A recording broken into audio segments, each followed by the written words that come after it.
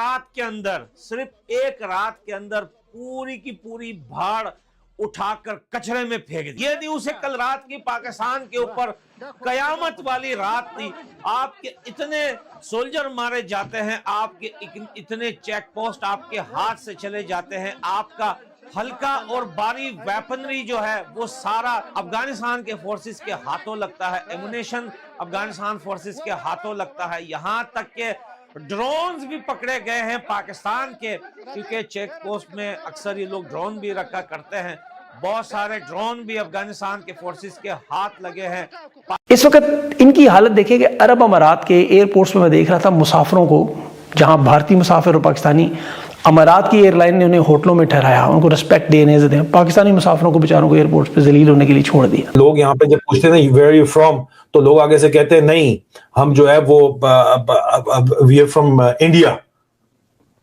पाकिस्तानी कहते थे we are from India. Saudi Arab ने अफगानिस्तान और पाकिस्तान के बीच सीमा पर हालात अब बेहद तनावपूर्ण हो चुके हैं। दोनों देशों के बीच छिड़ी झड़प अब सीधे सैन्य टकराव में बदलती दिखाई दे रही है। अफगान रक्षा मंत्रालय का दावा है कि पाकिस्तान की 8 सुरक्षा चौकियों पर कब्जा कर लिया गया है। इनमें कंधार की 5, खोस्त की 2 और जाबुल की 1 चौकी शामिल है। नमस्कार, मैं हूं। अब पाकिस्तान बचेगा नहीं। अब आप पूछे पाकिस्तान क्यों नहीं बचेगा? पाकिस्तान के बर्बादी के दिन स्टार्ट हो चुके हैं और इतना बर्बाद इस टाइम पाकिस्तान हो गया है, जितना बर्बाद अफगानिस्तान ने इस टाइम पाकिस्तान को कर रखा है, आप यकीन नहीं कर सकते कि इस टाइम पाकिस्तान के अंदर हालत क्या है। अब पाकिस्तान बर्बाद होगा, क्यों होगा? क्योंकि पाकिस्तान ने अफगानिस्तान की दुश्मनी की कहानियां सिर्फ सुनी थी, अफगानिस्तान के बहादुरी का इन्होंने सिर्फ सुना था, इन्होंने कभी देखा नहीं था। अब पाकिस्तान देख भी रहा है कि अफगानिस्तान दुश्मन को कैसे मरोड़ता है, कैसे मारता है, कैसे कुचलता है। अब ये अफगानिस्तान की दुश्मनी भी देख रहे हैं, अब ये अफगानिस्तान की बहादुरी भी देख रहे हैं। क्योंकि वेयर आर यू फ्रॉम, तो लोग आगे से कहते हैं नहीं हम जो है वो वी आर फ्रॉम इंडिया।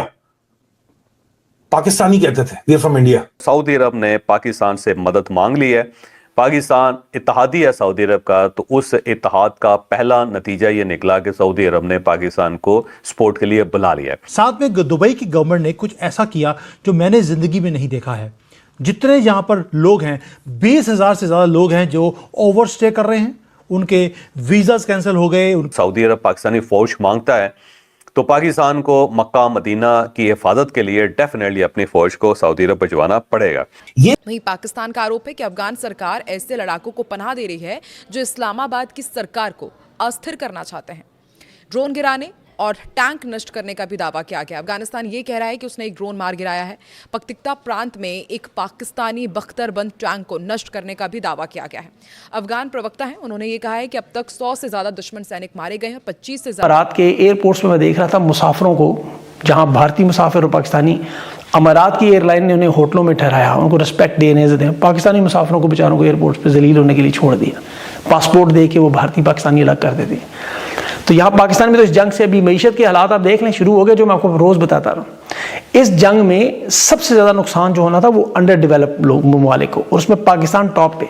ये टाइम भी अफगानिस्तान के फोर्सेस पाकिस्तान की साइड घुसे हुए हैं और वो सारे चेक पोस्ट अफगानिस्तान फोर्सेस के हाथों में। आपको एक और भी ब्रेकिंग और लेटेस्ट न्यूज सुनाता हूं कि जो बाढ़ लगाई थी पाकिस्तान ने, कई सालों में बड़ा पैसा लगाया, बड़ी मेहनत की इन्होंने, बड़े सालों साल से ये बाढ़ लगाई थी ढेवरिन लाइन पर। अफगानिस्तान के फोर्सेस ने कल रात को तोरखम से लेके स्पिन बोल्दक तक ये पूरे एरिया जहां जहां बाढ़ बिछाई है वो पूरा भाड़ उखाड़ कर फेंक दिया है। क्योंकि जब जाके पाकिस्तानियों को रिप्रेजेंट करते हैं तो यार क्या आपको लगता है कि हम do we feel proud?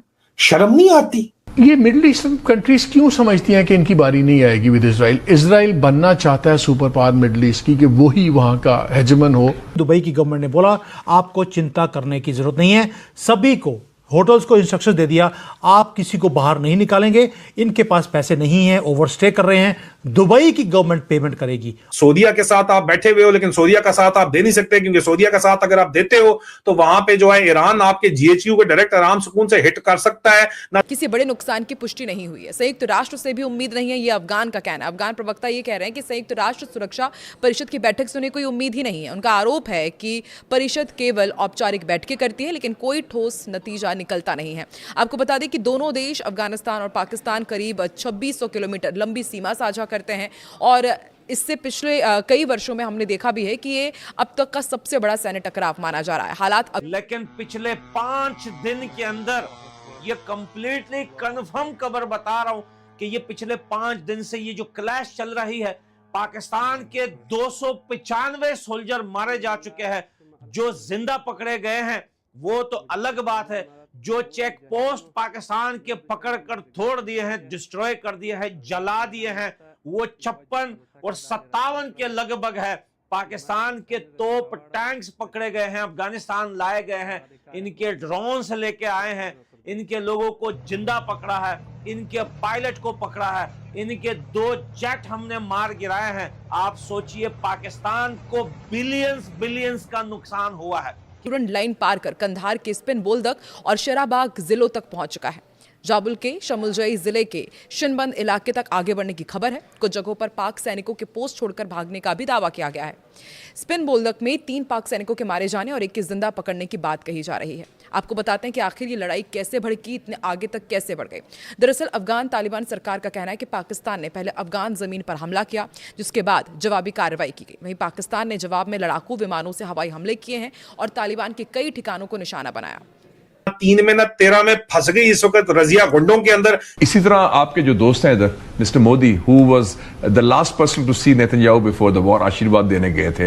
Hindutva, Akhand Bharat, Zionism, Eretz Israel, greater Israel, उनकी सोच वही है ना